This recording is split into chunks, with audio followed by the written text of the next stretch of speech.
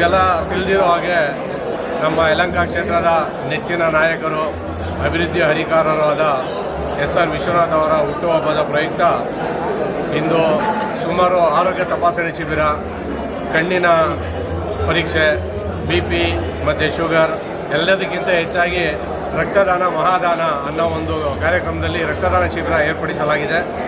ಈ ಒಂದು ಶಿಬಿರದಲ್ಲಿ ನಾನು ಯಲಹಂಕ ಕ್ಷೇತ್ರದ ಗ್ರಾಮಾಂತರ ಮಂಡಲದ ಪ್ರಧಾನ ಕಾರ್ಯದರ್ಶಿಯಾಗಿ ಮತ್ತು ಅದಕ್ಕಿಂತ ಮೊದಲನೇದಾಗಿ ಒಂದು ಮನುಷ್ಯತ್ವ ಹೊಂದಿ ಮಾನವೀಯತೆ ದೃಷ್ಟಿಯಿಂದ ನನ್ನ ರಕ್ತವನ್ನು ಇವತ್ತು ಸ್ವಯಂ ಪ್ರೇರಿತವಾಗಿ ನಾನು ದಾನ ಮಾಡ್ತಾ ಇದ್ದೀನಿ. ಸೊ ಈ ಒಂದು ಕಾರ್ಯಕ್ರಮ ಸಂಜೆ 4 ಗಂಟೆವರೆಗೂ ಇರುತ್ತೆ.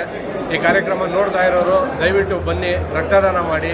ಸೊ ನಮ್ಮ ಕ್ಷೇತ್ರಕ್ಕೆ, ನಮ್ಮ ಶಾಸಕರಿಗೆ ಹೆಚ್ಚಿನ ಹೆಸರು ಬರೋ ರೀತಿ ನಮ್ಮ ರಾಜ್ಯದಲ್ಲೇ ಒಂದು ಕೇಂದ್ರ ಬಿಂದುವಾಗಿ ನಮ್ಮ ಯಲಹಂಕ ಕ್ಷೇತ್ರ ಗುರುತಿಸ್ಕೊಂಡಿದೆ. ಸೊ ಈ ಒಂದು ಕೇಂದ್ರ ಬಿಂದು ಹೀಗೆ ಇರಲಿ.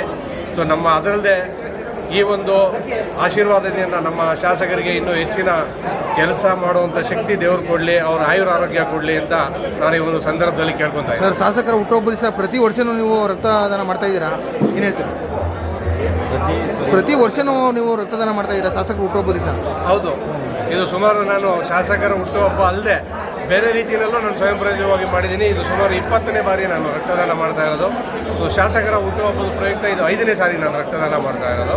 ಸೊ ನಾನು ಪ್ರತಿ ವರ್ಷವೂ ಮಾಡ್ತಾ ಇರ್ತೀನಿ. ಬೇರೆ ಕಾರ್ಯಕ್ರಮ ಆದ್ರೂ ನಾನು ರಕ್ತದಾನ ಮಾಡ್ತೀನಿ.